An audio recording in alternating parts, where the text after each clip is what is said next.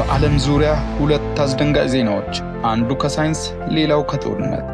አዲስ አደገኛ የካንሰር ዝርያ ተገኘ። በሌላ በኩል ደግሞ በምስራቅ መካከለኛ ክልል ያለው ግጭት ከፍ ብሏል።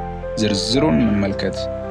በቅድሚያ ከጃፓን የመጣ አስደንጋጭ የጤና ዜና። ከጃፓን ሳይንቲስቶች በወጣቶች ላይ በተለይም በአስራዎቹ ዕድሜ ውስጥ የሚገኙ ሰዎችን የሚጎዳ አዲስ አደገኛ የካንሰር ዝርያ ማግኘታቸውን አስታውቀዋል።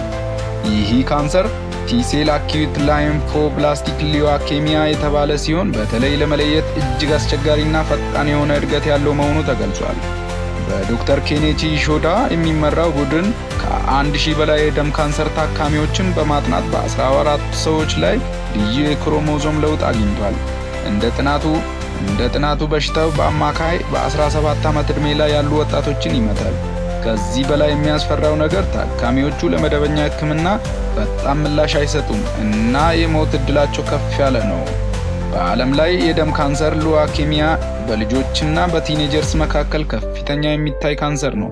ከሁሉም ካንሰሮች ውስጥ እስከ 30% ይይዛል። በተለይ ቲ-ሴል ኦል በፍጥነት የሚያድግ ሲሆን ከሌሎቹ ሊዩኬሚያ ዝርያዎች ይልቅ አደገኛ መሆኑ ይታወቃል።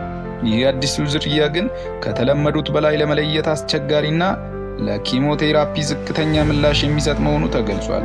ሳይንቲስቶቹ ይሄ ሃይ ጄኔቲክ ሙቴሽን ጋር እንደሚያገናኙት ገልጿል። በተጨማሪም አዲስ የሚመጡ ህክምናዎች ኢሚኖቴራፒ፣ ታርጌትድ ቴራፒ ለዚህ አይነት ካንሰር ተስፋ እያመጡ ነው። ነገር ግን ተስፋ ያለ ዜናም አለ። ሳይንቲስቶቹ እንደሚሉት በሽታው ቀድሞ ከተለየ እንደ አጥንት መቅኔ ንቅለ ተከላ ያሉ ህክምናዎች ሊያድኑ ይችላሉ። ይህ ግኝት በወጣቶች ጤና ላይ አዲስ ጥንቃቄ እንዲወስድ ያስጠነቀቀ ነው። ወደ ፖለቲካና ጦርነቱ ስንመለስ በምስራቅ መካከለኛ ክልል ውስጥ ግጭት በአዲስ ደረጃ ደርሷል። ኢራን ከፍተኛ የጦር ማስጠንቀቂያ ስትሰጥ ቀይ መስመር ታልፏል ብለዋል። ይህ መግለጫ የመጣው በኢራን ደቡባዊ ክልል ያለው የአሱሊያ ትልቅ የጋዝ ማጣሪያ ተመታ ተብሎ ከተገለጸ በኋላ ነው። የኢራን ወታደራዊ ቃል አቀባይ እንደሚሉት ከአሜሪካና ከእስራኤል ጋር ግንኙነት ያላቸው የኃይልና የነዳጅ ቦታዎች ኢላማ ይሆናሉ። በተጨማሪም ዜጎች ከኢነርጂ አካባቢዎች እንዲርቁ ጥሪ ተደርጓል። እንደ ሪፖርቶቹ ኢራን ወደ ሳውዲ አረቢያ ዋና ከተማ ሪያድ ባላስቲክ ሚሳይሎች አስነስታለች። በሪያድ ላይ የቃጠሎ ጭስ ተመልክቷል። ነገር ግን ሳውዲ አረቢያ ጥቃቱን አክሽፈናል ብላለች። ከዚህ በተጨማሪ ኢራን ወደ ኳታር ሚሳይል መላኳ ተነግሯል።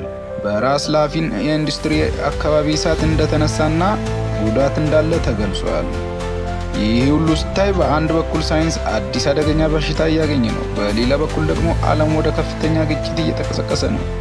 ዓለም የት እየሄደች ነው የሚለው ጥያቄ እየበረታ መጥቷል። እኛም በቀጣይ ዜናዎች እንመለሳለን። ቸር ሰንብቱ። ሰላም ለዓለማችን፣ ሰላም ለሀገራችን።